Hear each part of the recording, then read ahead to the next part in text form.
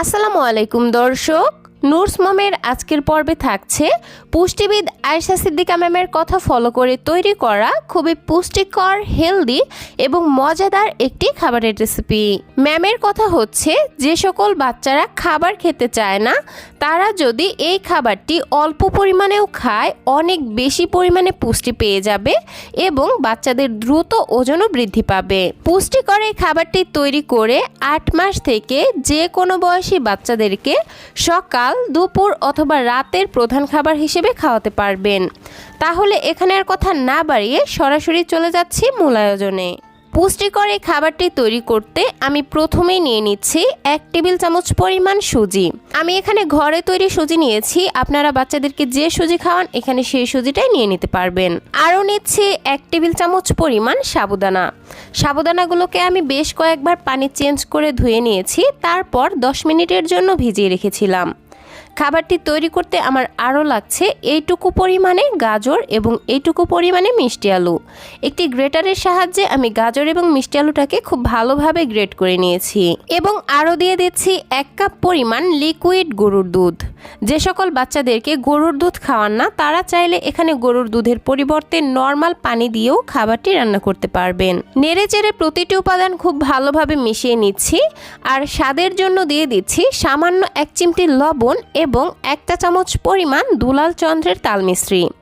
আপনারা চাইলে এখানে তাল মিশ্রির পরিবর্তে লাল চিনিটাও ব্যবহার করতে পারেন। তো যাই হোক, খাবারটির মধ্যে সুন্দর একটি ফ্লেভারের জন্য মুখ ফাটানো একটি এলাচ দিয়ে দিলাম। এখন চুলাটাকে অন করে দিচ্ছি আর চুলার আঁচ মিডিয়াম এবং লো এর মাঝামাঝি রেখে ঘন ঘন নেড়েচেড়ে খাবারটিকে রান্না করে নিব। দর্শক, ছোট্ট একটি বাচ্চার পেট যেহেতু খুবই ছোট, তাই তাদের খাবার চাহিদাও কিন্তু খুবই কম। তাই পুষ্টিবিদরা সবসময়ই বলে থাকেন বাচ্চাদের খাবার এমনভাবে তৈরি করতে হবে যে খাবারটি বাচ্চারা অল্প পরিমাণে খেলেও অধিক পরিমাণে পুষ্টির চাহিদা পেয়ে যাবে।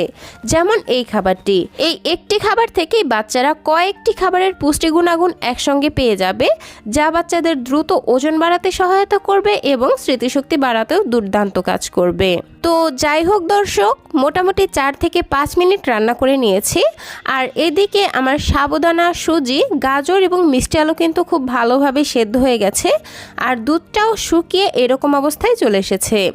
এই পর্যায়ে আমি খাবারটিকে আরও বেশি পুষ্টিকর এবং ক্যালোরিবহুল করার জন্য আরও একটি পুষ্টিকর উপাদান অ্যাড করব, আর তা হচ্ছে বাদামের গুঁড়া। আমি এখানে উঁচু করে 1 চা চামচ পরিমাণ বাদামের গুঁড়া যুক্ত করে দিচ্ছি। একই সাথে দিয়ে দিচ্ছি সামান্য একটু বাটার। আপনারা চাইলে বাটারের পরিবর্তে ঘিও দিতে পারেন, তবে অবশ্যই এই পর্যায়ে ঘি বা বাটার দেওয়ার চেষ্টা করবেন, কারণ ঘি এবং বাটারে রয়েছে স্বাস্থ্যকর ফ্যাট এবং ক্যালোরি, যা বাচ্চাদের দ্রুত ওজন বাড়ায় এবং স্মৃতিশক্তি বাড়াতে সহায়তা করে। তো এখন নেড়েচেড়ে সবকিছু খুব ভালোভাবে মিশিয়ে নিচ্ছি আর আমার খাবারটি কিন্তু বাচ্চাকে খাওয়ানোর জন্য একদমই রেডি। এখন যে যার বাচ্চাকে যেমন লিকুইড বা ঘন খাবার খাওয়ান, খাবারটিকে ঠিক সেই রকম পাতলা বা ঘন রেখে চুলা থেকে নামিয়ে নেবেন। আমি এরকম অবস্থায় চুলা থেকে নামিয়ে নিলাম আর এই তো তৈরি হয়ে গেল বাচ্চাদের জন্য খুবই পুষ্টিকর, ক্যালোরি বহুল এবং মজাদার একটি খাবার। এই একটি খাবার থেকেই আপনার বাচ্চা প্রোটিন, ফ্যাট, কার্বোহাইড্রেট, এনার্জি এবং অন্যান্য ভিটামিন, মিনারেলস ভরপুর মাত্রায় পেয়ে যাবে, যেগুলো একটি বাড়ন্ত বয়সী শিশুর শারীরিক এবং মানসিক সঠিক বিকাশ বৃদ্ধির জন্য খুবই গুরুত্বপূর্ণ।